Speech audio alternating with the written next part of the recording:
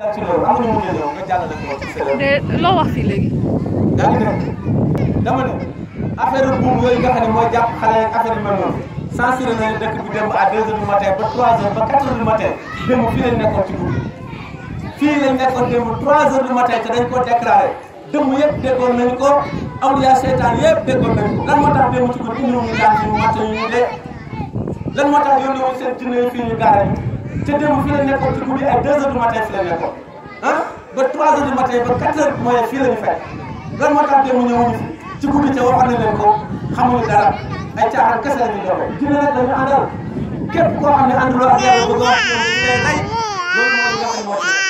bu fekkee ne ànduloo ak yàlla bëgg a wax ci ñoom dañ lay faagaagal laa la wax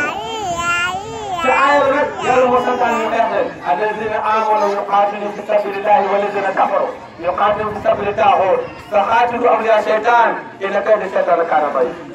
loolu mooy li nga xam ne moo ci nekk de ànd ak yàlla moo la ciy génne waaye wax ci ñoom noonu rek parce que da ngaa bëgg a siiw dañu lay